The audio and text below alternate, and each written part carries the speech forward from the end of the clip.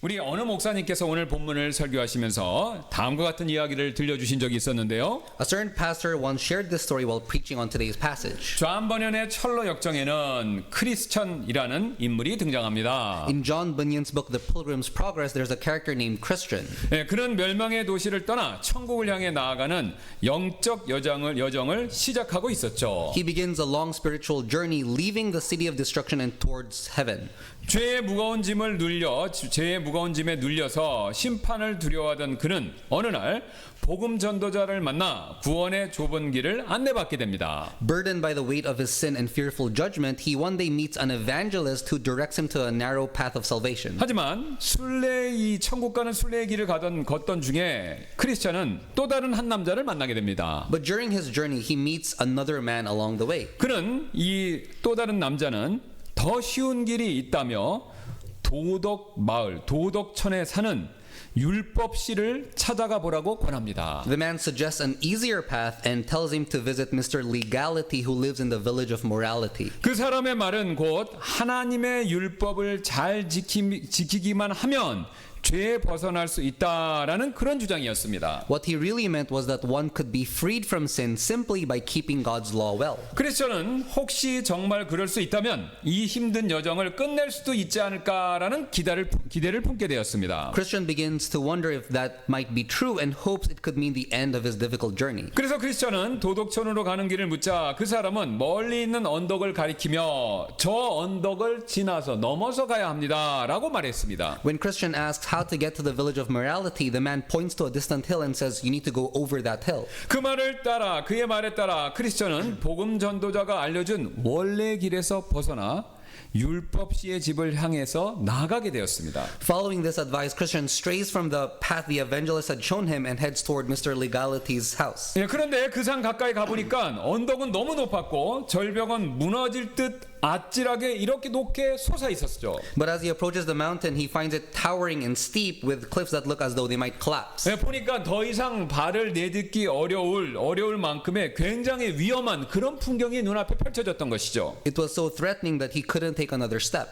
그래서 그 자리에 멈춰선 그는요, 당황한 채 어찌할 바를 몰랐습니다. Standing frozen, he was confused and didn't know what to do. 게다가 그가 짐을 지고 있었는데 그의 짐은 원래 처음 길을 걸었을 때보다 훨씬 더 갑자기 무겁게 느껴졌고 산에서는 불꽃이 튀어나와 자신이 불타 죽을지도 모른다라는 그런 공포감에 휩싸이게 되었습니다. His burden now felt even heavier and the flames coming from the mountain filled him with so much terror. 그래서 그는 두려움에 땀을 막 흘리며 그 자리에서 벌벌 떨었습니다. He started to tremble with fear right where he stood. 비록 존 번연이 그 산의 이름을 직접 언급하지는 않았지만 성경을 아는 독자라면 그가 염두에 둔 장소가 어디인지 짐작하실 수 있을 것입니다.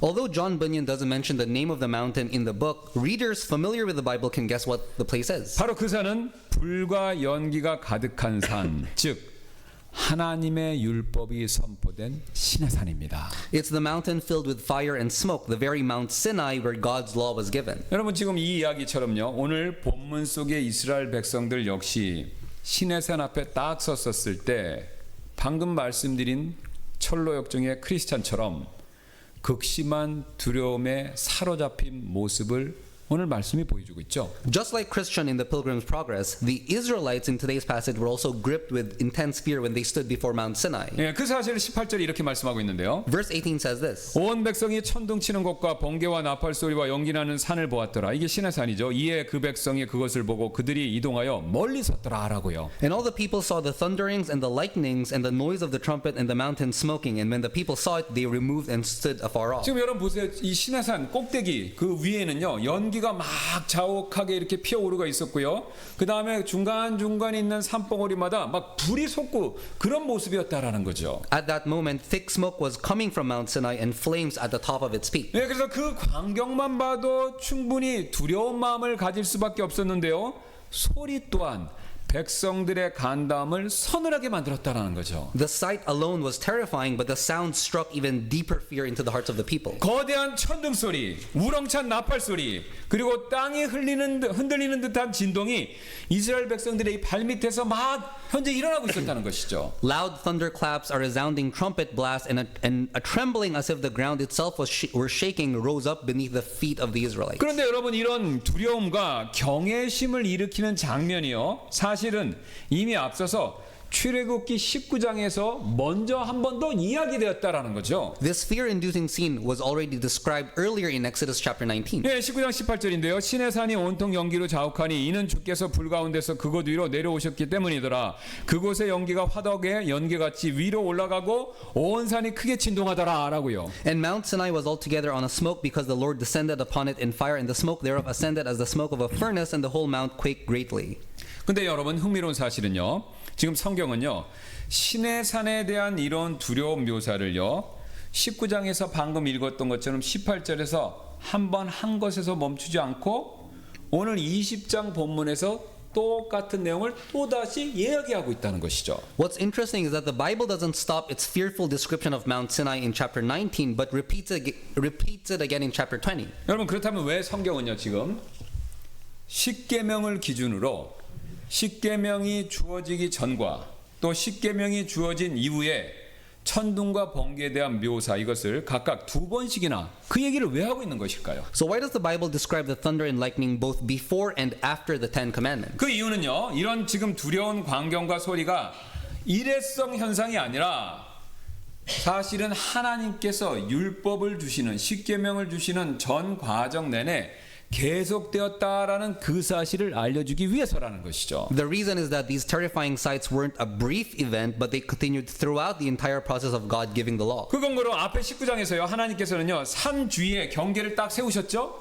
그리고 백성들에게 그 경계를 넘으면 죽게 된다라고 분명히 경고하셨습니다. In chapter 19, God set a boundary around the mountain and warned the people that if they cross it, they would die. 그런데요, 여러분, 하나님께서 율법을 지금 다 주셨을 쯤 되었을 때는요, 그 경고가 불필요하게 보일 만큼 백성들은요, 이미 두려움에, 공포심에 압도된 상태였다라는 겁니다. But by the time God finished giving the law, the people were so overwhelmed by fear that the warning was not needed. 여러분, 출애굽기 19장 8절에서 그들은요, 이스라엘 백성들은요, 이렇게 처음에 얘기했죠. 주께서 말씀하신 모든 것을, 그러니까 하나님이 말씀하시는 모든 십계명 율법을 우리가 행하리다라고 약속했지만 지금은요, 벌벌 떨면서 하나님께 감히 가까이 다가갈 엄두조차도 못 내고 있는 그런 상태가 되어버린 것이죠. In Exodus 19:8, they had boldly said, "All that the Lord had spoken, we will do." But now they were so scared, unable to even draw near to God. 그 근거로 아까 읽었던 20장 18절 말씀은요, 보세요. 그들이 이동하여 멀리 섰다. 그러니까 움직여서 뒤로 물러났다라는 것을 얘기하고 있죠. As proof, verse 18 of chapter 20 tells us they removed and stood afar off. 지금 이 짧은 구절이 말씀하고 있는 바는 매우 명확한데요. This short verse speaks many things. 그들은요, 지금 감히 산 근처에 서 있을 용기조차도 사라지고 모세가 정해준 경계선보다 훨씬 더 뒤로 도망쳐서 물러났다라는 것을 보여주고 있죠. They didn't even dare stand near the mountain, but they had gone far beyond the boundary Moses had set. 여기서 우리는 한 가지 중요한 사실을 배우게 되는데요. We learn an important truth. 예, 율법, 즉 구체적으로는 십계명은요, 우리에게 두려움을 준다라는 그 사실입니다. The law brings fear to us. 그 이유는요, 단지 지금 우리가 살펴봤던 천둥 소리 아니면 눈에 보이는 불꽃, 그것 때문이 아닙니다. It's not because of the thunder or the fire. 왜냐면요, 그 율법을 주신 그 당사자가 되시는 하나님이요, 거룩하신 하나님이시고, 그래서 율법은요, 무엇보다도 하나님의 어떠하심, 즉 하나님의 거룩함을 드러내기 때문에 그렇습니다. It's because the one who gave the law is the holy God, and therefore the law reveals God's holiness. 사실 율법은요, 우리 많은 분들이 생각하시고 있는 것처럼 단순히 도덕 규칙, 생활 지침 그 정도의 것이 아니다라는 겁니다. The law is not just a set of moral rules for life. 사실 율법은요, 하나님 자신의 성품이 구체적으로 표현된 말씀이다라는 거죠. It's the concrete expression of God's very character. 하나님은요, 이 10가지 계명을 단 한 가지 조항조차도 절대로 어기지 않으시고 그것을요, 영원전부터 영원토록 항상 완벽하게 지키고 계신 분이라는 거죠. God has never broken any of the single commandment of the 10, and He keeps them all perfectly. 예, 쉬운 예로 율법은요, 이게 율법이라고 치면요, 이 율법을 우리 쪽으로 보면, 이 율법을 나한테 이렇게 비추면요, 우리의 죄와 결핍이 드러납니다. 그런데 같은 율법을요, 하나님께 비추면요, 하나님의 완전함과 순결함, 이게 드러난다라는 거죠.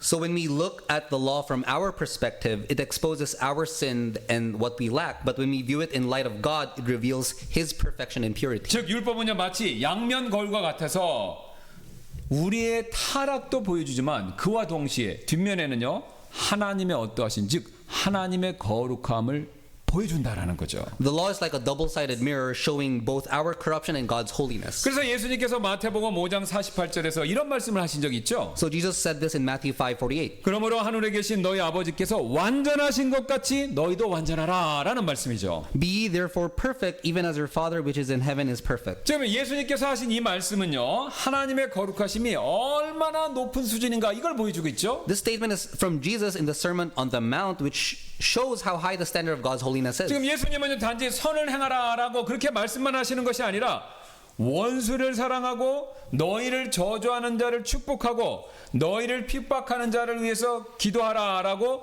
그 앞에서 먼저 이미 그런 명령을 주셨죠. Jesus didn't just say do good, but He commanded love your enemies, bless those who curse you, and pray for those who persecute you. 왜 예수님이 그런 명령을 앞에서 주셨습니까? 바로 하나님께서는요, 악한 자와 선한 자 모두에게 해와 비를 똑같이 주시는 완전한 분이시기 때문에 그렇습니다. Because God is perfect, He sends the sun and the rain on both the wicked and the righteous. 그래서 그분은요, 자신의 자녀들도 그분처럼 완전한 사랑, 완전한 거룩함, 그 길을 향해서 나아가는 것을 원하신다라는 거죠. So He desires His children to strive toward that perfect love and holiness. 그래서 여러분, 이런 율법의 말씀 앞에 우리 사람들이 서게 되면요, 항상 자신의 부족함을 절감하게 되어 있습니다. So when we stand before the words of the law, we become aware of our shortcomings. 그래서 하나님의 거룩하심은요, 단순히 감탄할 그런 대상이 아니라 우리로 하여금 떨게 만드는 굉장히 두려운 기준이 된다라는 겁니다. God's holiness is not merely something to admire, but it becomes a fearful standard that makes us tremble. 사실 우리는요, 거룩하신 하나님, 그분 앞에 딱 섰었을 때 자신이 얼마나 부족하고 불완전한 존재인가라는 것을 실감하게 되어 있습니다. When we stand before the Holy One, we realize how lacking and imperfect we are. 그리고 율법은 이처럼 하나님이 얼마나 완전하신 분이신가라는 것을 깨닫게 만들어주고요, 그와 동시에 반대로 우리를 비쳤을 때 우리가 얼마나 부족한 죄 많은 존재인가라는 것을 들춰낸다라는 거죠. The law reveals both the perfection of God and the sinfulness of our own heart. 예, 그래서 율법 앞에 선 우리는요, 바로 두려워할 수밖에 없다라는 것이죠. Which is why we can't help but fear God. 여러분, 이뿐만이 아닌데요, 율법이 우리에게 두려움을 주는 또 다른 이유가 있습니다. 그것은요, 우리의 죄를요, 아주 구체적으로, 그것도 낱낱이 드러내는 역할을 율법이 하기 때문에 그렇죠. Another reason the law causes fear is that it exposes our sins precisely. 최근 제가 어떤 유튜브 영상에서 이 탐정 일을 하시는 분에 대한 것을 취재한 그런 동영상을 본 적이 있었습니다. I recently watched a YouTube video featuring a private investigator. 예. 그런데 이 지금 제가 본 유튜브에 나온 이 탐정분은요, 원래는요, 이 법률회사의 법무팀에서 팀장까지 하셨던 분인데요, 본인이 그 법무회사에서 그런 일을 하다 보니까 이 사람들이 죄를 짓고도 증거 부족 때문에 법망을 빠져나가는 모습을 보고서 너무 아니도 그것을 보고 분개한 끝에 내가 탐정이 돼야 되겠다, 이런 결심을 하신 분이라는 거예요. He used to be a team leader at a law firm, but after seeing so many guilty people set free due to lack of evidence, he was so frustrated that he decided to become a detective himself. 그래서 이 탐정분은요, 인터뷰에서 이렇게 말을 했는데요. In an interview, he once said this. 저는 의뢰가 들어오면 끝까지 갑니다. 증거를 찾아서 그 사람이 죄를 지었다는 사실을 반드시 밝힙니다. When I take on a case, I go all the way. I find the evidence and prove that the person is guilty.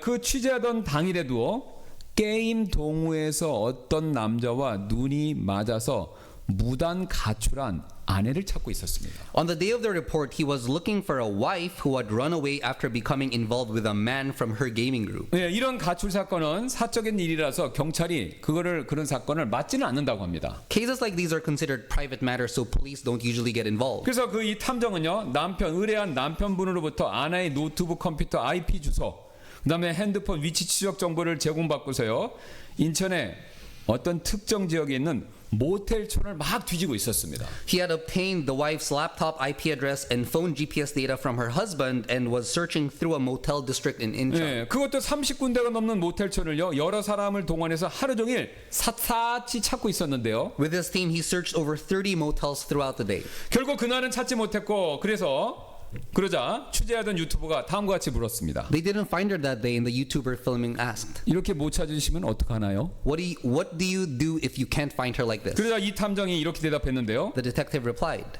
다음 날 또 찾아야죠. 제 일은 지구 끝까지라도 쫓아가서 죄를 밝히는 일이니까요.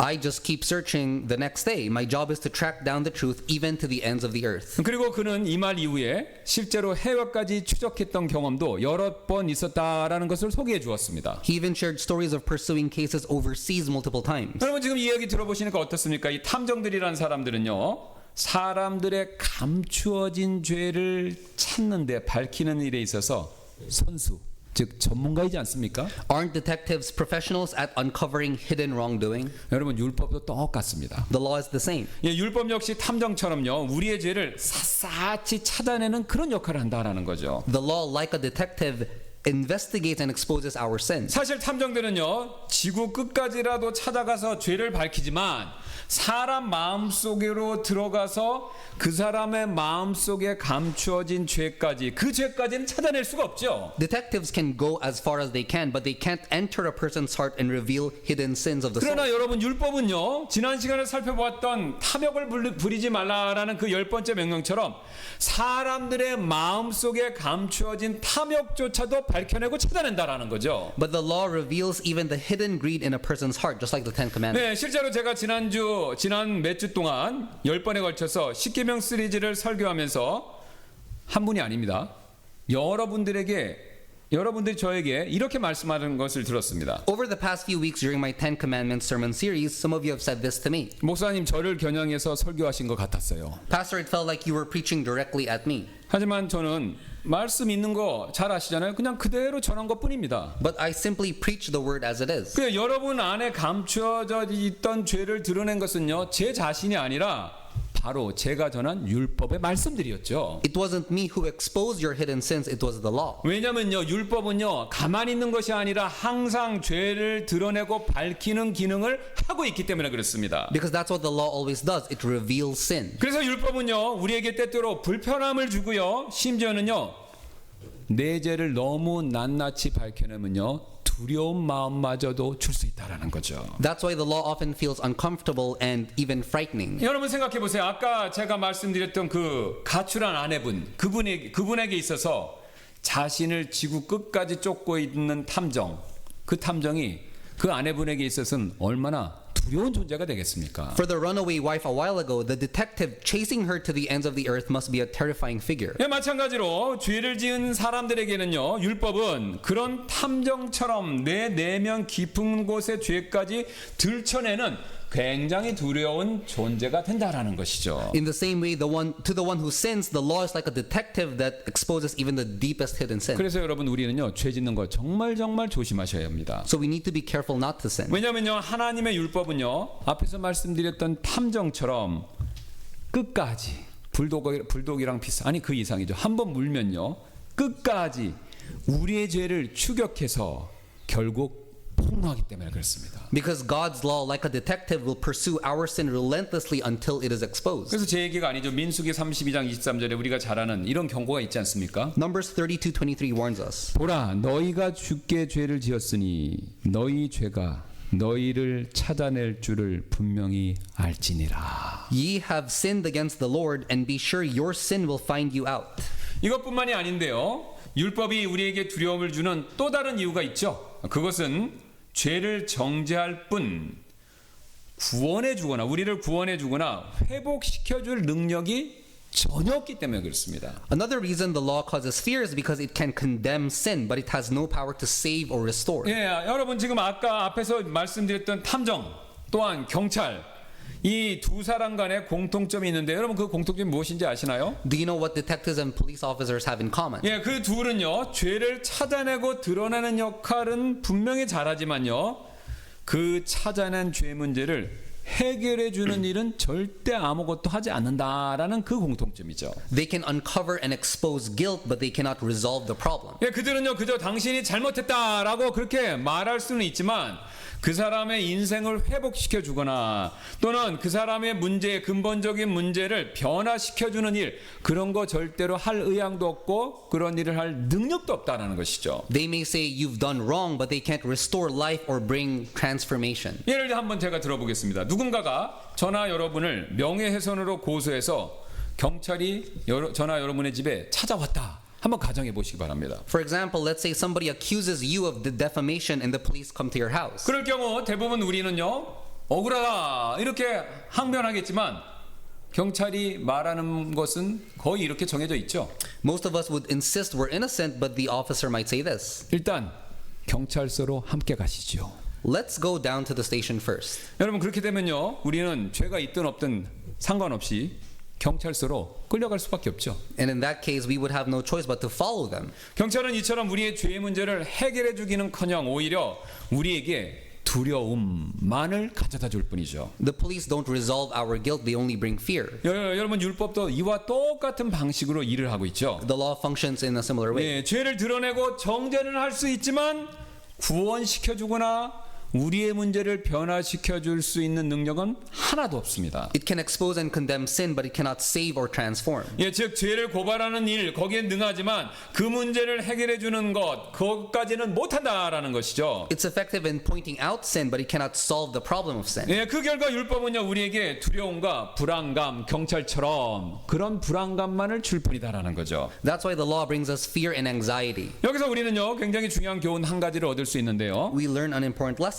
예, 우리도요 누군가의 문제를 이렇게 지적할 수는 있지만 그 문제에 대한 해결책 없이 그 문제에 대해서 지적만 하고 비판만 한다면요 그것은 율법적인 태도에 불과하다라는 사실을 빨리 인식하셔야 합니다. We too may point out another person's faults, but if we do so without offering a solution, it's nothing but a legalistic attitude. 아니, 굉장히 쉬운 예를 들겠습니다. 여러분 자녀들 계시잖아요. 자녀들이 잘못했을 때 그 문제만 지적하고 혼내기만 하고요.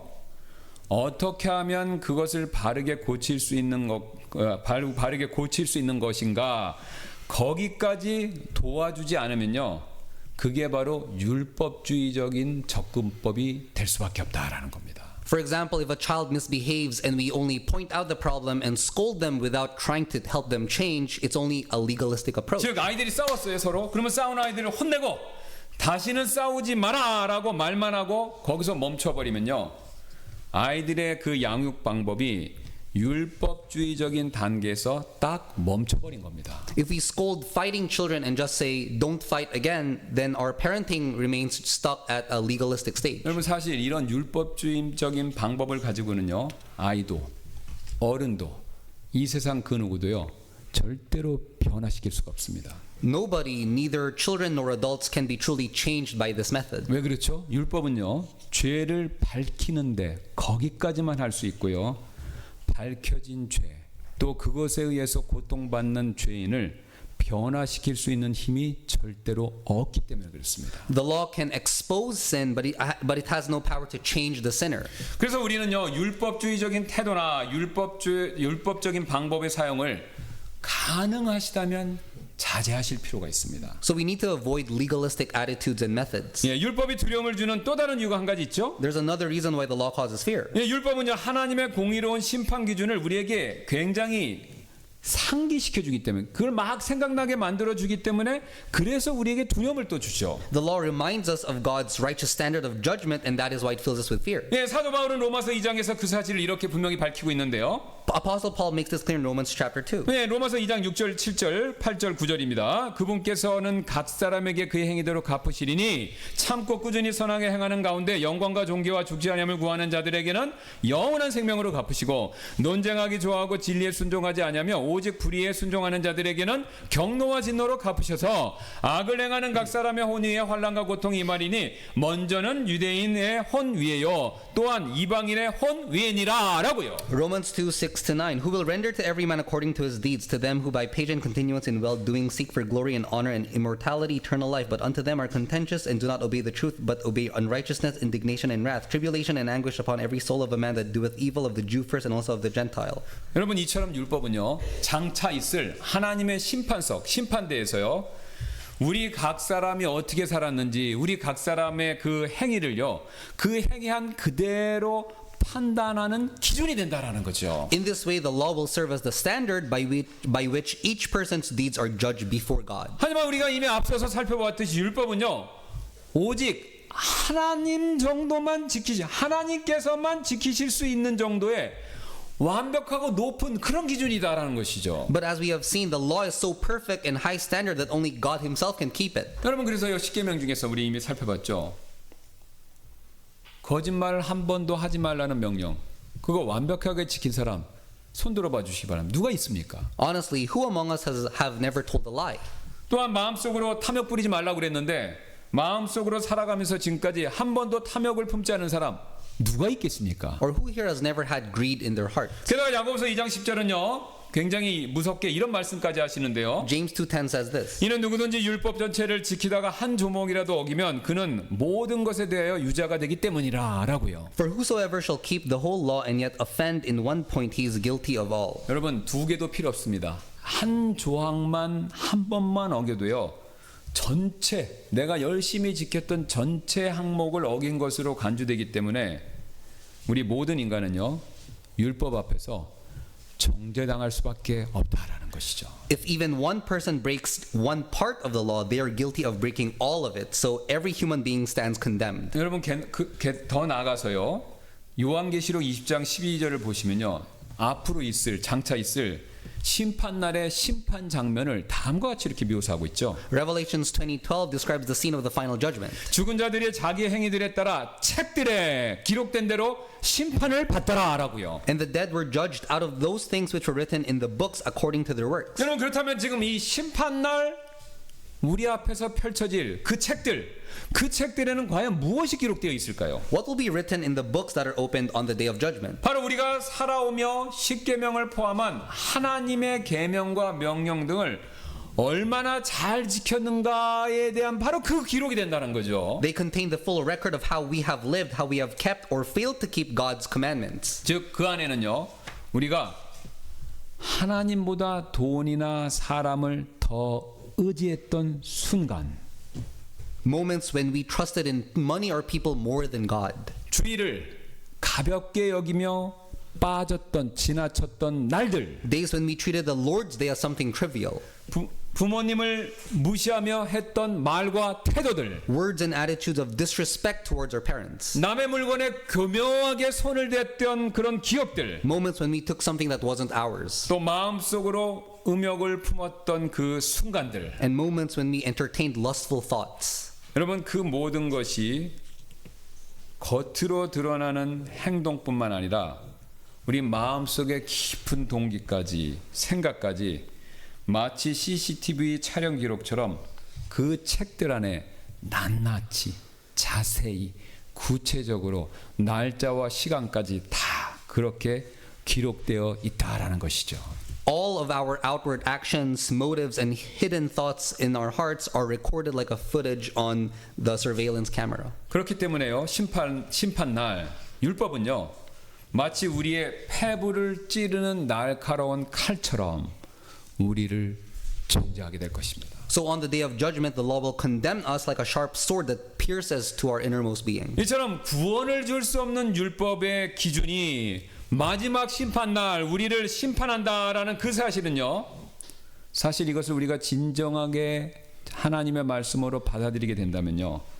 극심한 불안과 공포감을 느낄 수밖에 없다라는 것이죠. The fact that we will be judged by a law that cannot save us brings only intense anxiety and fear. 그래서 오늘 이스라엘 백성들은요. 이런 불안감과 공포심을 느꼈던 것이고요. 그 사실을 우리가 잘 아는 스펄전 목사님이 이렇게 설명한 적이 있었습니다. That's why the Israelites felt such deep fear, and Pastor Charles Spurgeon expressed this truth. 이 무시무시한 장엄함은 아마도 이스라엘 백성들에게 율법에 정죄하는 힘을 보여주기 위한 것들이었을 것입니다. This terrible grandeur may also have been intended to suggest to the people the condemning force of the law. 율법은 하프 소리나 천사들의 노래와 함께 주어진 것이 아닙니다. 오히려 무서운 불꽃 가운데서 울려 퍼지는 음성과 함께 주어졌습니다. Not with sweet sound of harp, nor with the song of angels was the law given, but with an awful voice from amid a terrible burning. 인간의 죄성으로 인해 율법은 진노를 불러 일으키며 이를 보여주기 위해 죽음과 두려움을 동반하는 장면 속에서 모습 속에서 이 율법이 선포된 것이죠. By reason of man's sinfulness, the law worketh wrath, and to indicate this, it was made public with accompaniments of fear and death. 전능하신 하나님의 군대가 현장에 배치되었고 하나님의 무서운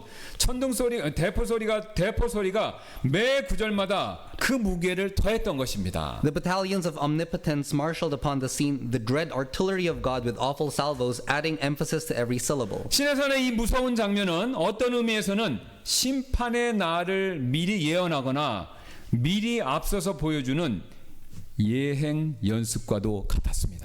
The tremendous scene at Sinai was also in some respects a prophecy, if not a rehearsal of the day of judgment. 그래서 오늘 이스라엘 백성들은요 이런 불안감과 공포심을 이어지는 19절에서 다음과 같이 표현하고 있는데요. And so in verse 19, the people of Israel expressed their anxiety and fear in the following way. 그들이 모세에게 이르되 당신이 우리에게 말씀하소서 우리가 들으리이다. 다만 하나님께서 우리에게 말씀하시지 말게 하소서 우리가 죽지 않게 하소서 하더라.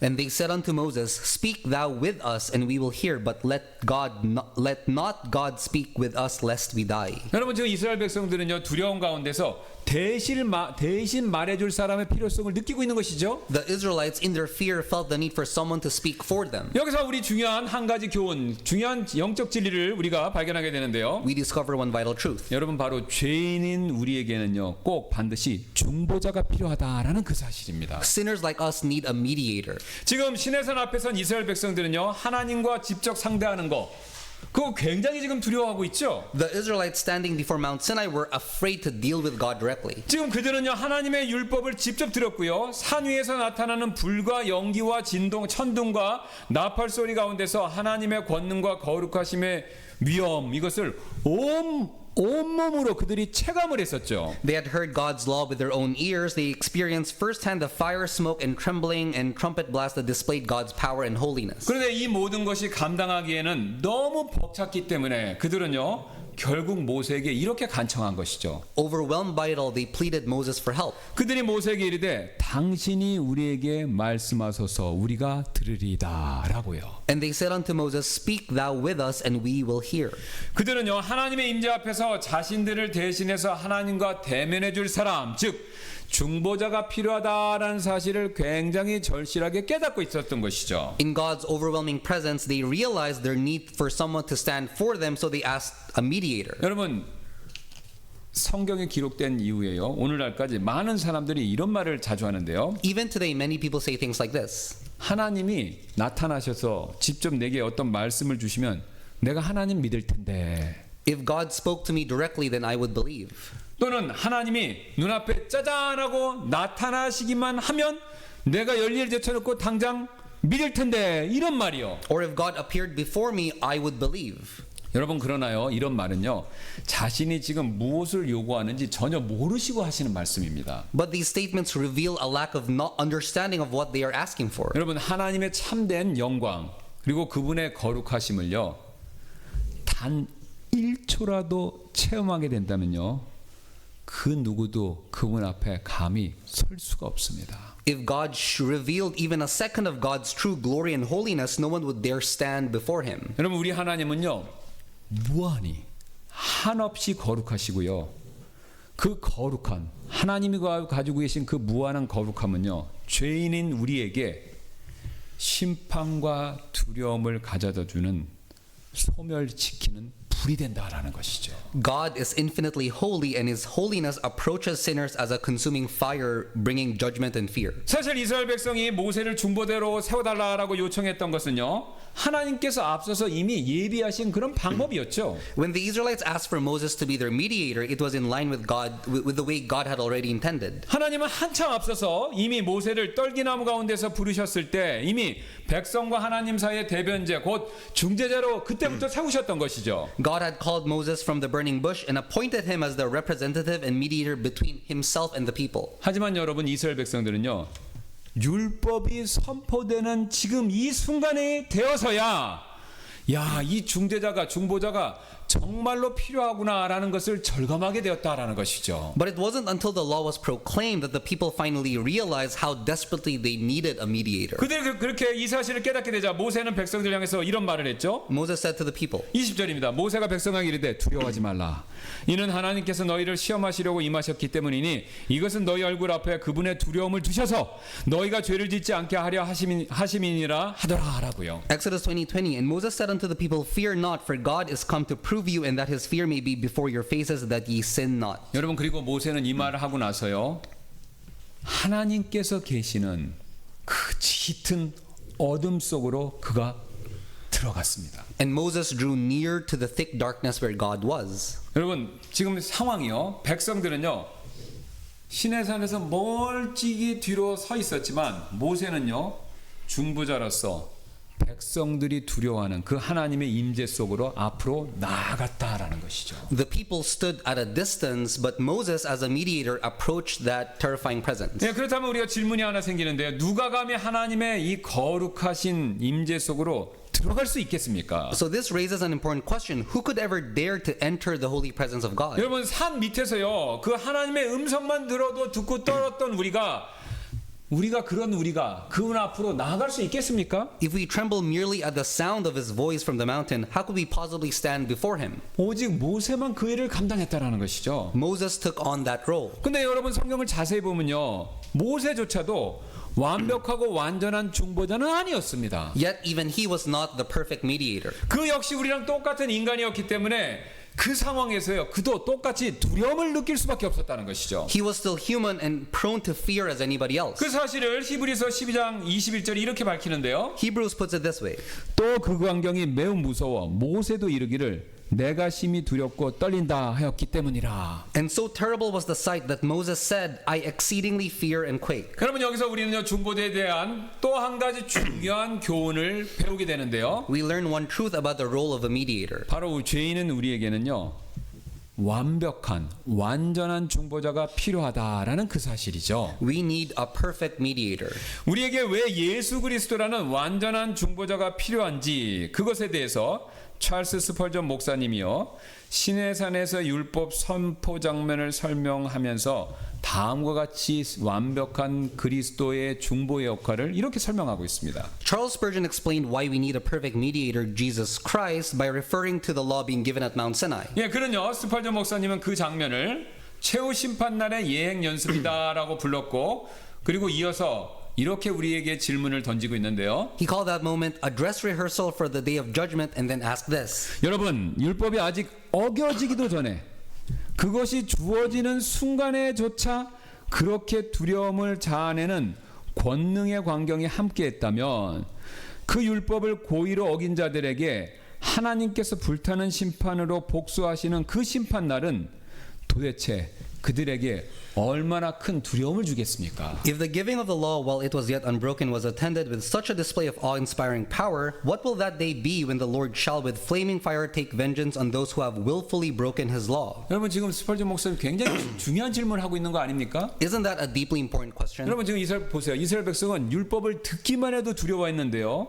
그러면 율법을 어긴 채로 하나님의 심판날에 하나님을 직접 대면하는 그날에 그 두려움이 얼마나 클지는 우리가 상상할 수가 없다라는 것이죠. If merely hearing the law caused such trembling, it's hard to imagine the terror of facing God on the day, meeting Him having broken the very law. 여러분 그래서요 바로 우리에게는요 변호자 즉 중보자가 꼭 필요한 것입니다. That's exactly why we need a mediator. 율법은요 우리의 죄를 낱낱이 드러내고 그 결과 우리의 법적인 해결책이 절실히 필요하다라는 즉 우리를 돕는 사람이 필요하다라는 것을 깨닫게 해주죠. The law exposes our sins in full, and we come to see our desperate need for legal remedy. 예, 그리고 그때 우리는요 다음과 같은 사실을 발견하게 되는데요. We discover this truth. 이 바로 하나님께서 예수 그리스도 안에서 그 해결책을 예비해 놓으셨다라는 그 복음의 진리를 깨닫게 되는 것이죠. God has already provided the solution in Jesus Christ. 예, 그 사실 로마서 8장 3절이 이렇게 말씀하고 있죠. Romans 8:3 tells us this truth.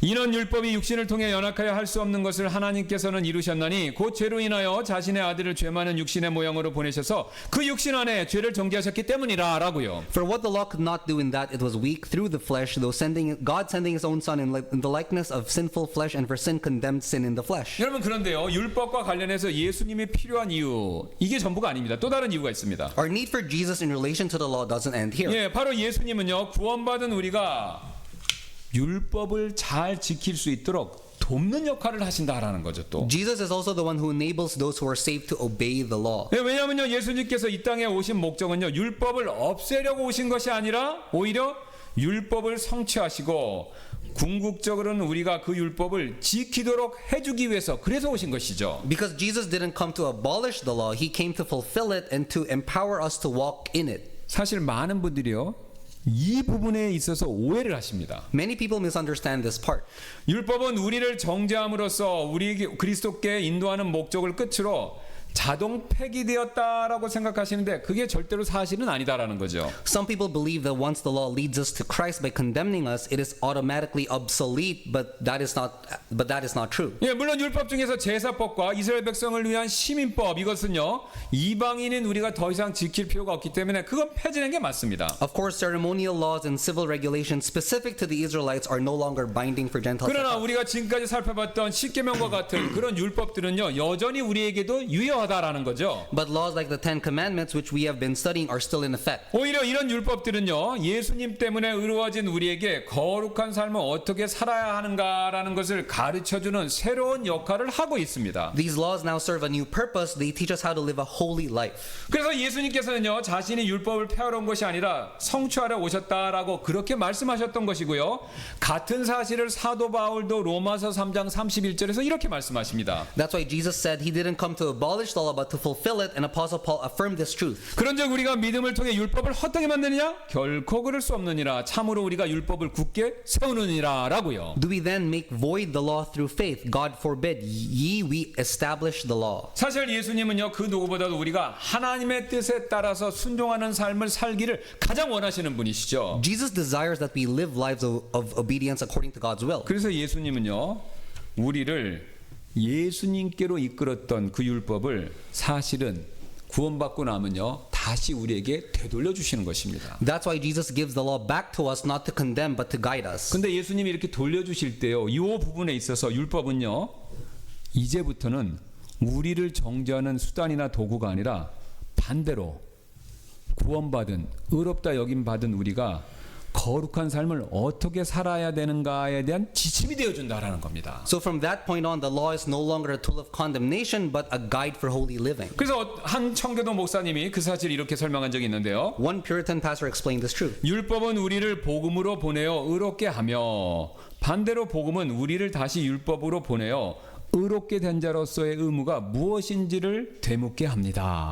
The law sends us to the gospel that we may be justified, and the gospel sends us to the law again to inquire what is our duty as those who are justified. 또한 율법은 우리를 복음으로 보내어 칭의를 얻게 하고 반대로 복음은 우리를 율법으로 보내어 거룩한 삶의 방식을 세우게 만들어줍니다. The law sends us to the gospel for our justification, and the gospel sends us to the law to frame our way of life. 여러분, 우리는 더 이상 정죄를 받는 대상으로서 그렇게 율법을 대하지는 않습니다. We no longer approach the law as those who are condemned by it. 왜냐하면요 그리스도 안에서 우리는 새로운 신분을 얻었고 이제는요 하나님의 말씀에 기쁘게, 억지로가 아닙니다. 기쁘게 순종하는 자들로서 그런 부르심을 받았기 때문에 그렇습니다. Because in Christ we received a new identity and we are now called to obey God's word in joy.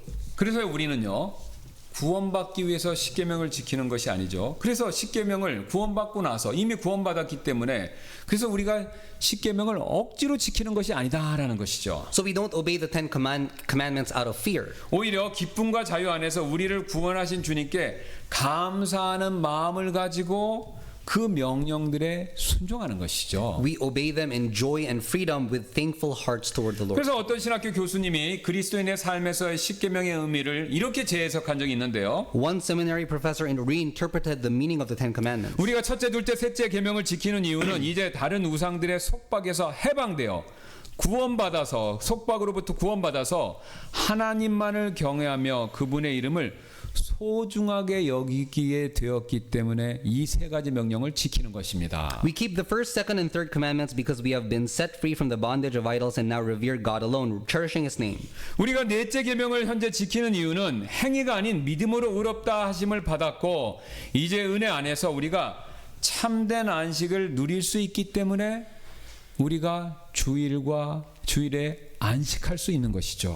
We keep the fourth commandment because we have been justified by faith, not by works, and now enjoy true rest in the grace of God. 다섯째 계명을 우리가 지키는 이유는 우리가 예수님을 통해 하나님을 아바 아버지로 알게 되었고 그래서 마땅히 우리로부터 존경받을 분들을 기꺼이 존중할 수 있는 공경할 수 있는 자유를 얻었기 때문에 우리가 부모님을 공경하는 것입니다. We keep the fifth commandment because through Jesus we have come to know God as our Abba Father and we now have the freedom to honor those who deserve our respect. 여섯 번째 명령은 하나님의 사랑으로 인해서 우리가 살인에 이르는 미움에서 구원받았기 때문에 이제는 용서할 수 있는 자유를 갖게 되어서 그래서 그 명령을 지키고 있는 것입니다. We keep the sixth commandment because we've been saved from hatred that leads to murder by the love of God and now we have the freedom to forgive. 일곱 번째 명령은 우리가 참된 기쁨을 그리스도 안에서 발견했고 이제는 그분의 순결함으로 깨끗한 삶을 살 수 있는 자유를 누릴 수 있기 때문에 간음하지 말라는 이 명령이 우리에게 지금 소중해진 것입니다. The seventh commandment is dear to us because we've found true joy in Christ and now we live in purity by His righteousness. 아홉 번째 계명은 우리의 모든 거짓이 진리 앞에 드러났고 율법을 통해서 이제는 진실을 말할 수 있는 용기와 자유를 갖게 되었기 때문에 그래서 우리가 지금 그 명령을 지키는 것입니다. We keep the ninth commandment because all our lies have been exposed before the truth and now we have the courage and freedom to speak truthfully. 여덟 번째와 열째 계명은 우리가 그리스도 안에서 모든 필요를 공급받고 있기 때문에 더 이상 그래서 훔치거나 탐낼 이유가 없어졌기 때문에 그래서 우리가 지금 그것을 열심히 지키고 있는 것입니다. We keep the eighth and tenth commandments because all our needs have been met in Christ and we no longer have any reason to steal or covet. 여러분은 어떻습니까? 우리가 구원받으려고요. 하나님의 이런 율법의 명령들 지금 그래서 지키고 있는 것은 아니지요. We don't keep God's commandments in order to be saved. 오직 우리는요. 은혜로 구원받은 것이고 믿음을 통해서 구원받은 것이고 그리스도 안에서 구원을 받은 것이죠. We are saved by grace alone, through faith alone, in Christ alone. 그렇다면 우리가 왜 구원받았습니까? Then why were we saved? 바로 출애굽기의 주제 중에 하나죠. 하나님을 영화롭게 하기 위해서 그 목적 때문에 하나님이 우리를 구원시켜 주신 것이죠. And the answer is to glorify God. 그리고 그 영화롭게 하는 방법 가운데 하나가 바로요. 우리는 그분의 이런 명령들, 계명을 지킴으로써 하나님께 영광을 돌릴 수 있게 된 것이죠. And we glorify Him by keeping His commandments. 그래서 예수님께서 이런 말씀을 하신 적이 있지 않습니까? And Jesus Himself said this. 만일 너희가 나를 사랑하면 내 명령들을 지키라. If you love me, keep my commandments. 여러분 구원을 위해서 지키라고 하신 것이 아니라요. 이미 구원받고 사랑하기 때문에 주님을 사랑하기 때문에 명령을 지키라고 명령하시는 것이죠. 그러면 이제 이 시간 우리의 마음을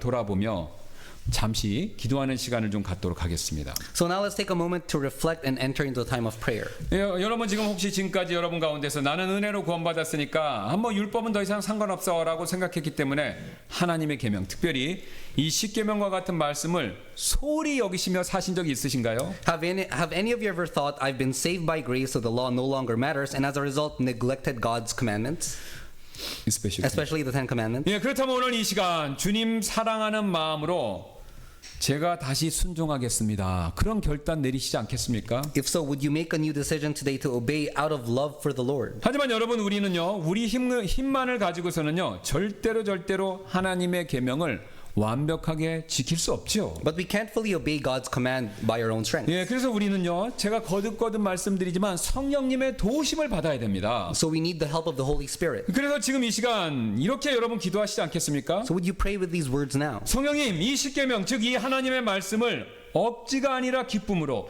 의무가 아니라 사랑으로 온 마음을 다해서 지킬 수 있도록 꼭 도와주세요라고요. Holy Spirit, help me to keep the Ten Commandments, your holy word, not out of compulsion but with joy, not out of obligation but out of love with all my heart. 여러분 율법 앞에서 떨었던 우리가 이제는요, 성령님 앞에서 무릎을 꿇고 그분의 도움을 간구해야 되지 않겠습니까? We who once trembled before the law, should we not now kneel before the Holy Spirit? 예, 제가 잠깐 먼저 기도하고 우리가 이 시간 이후에 초청 시간에 모두 함께 이런 기도를 주님께 드리는 시간 갖도록 하겠습니다.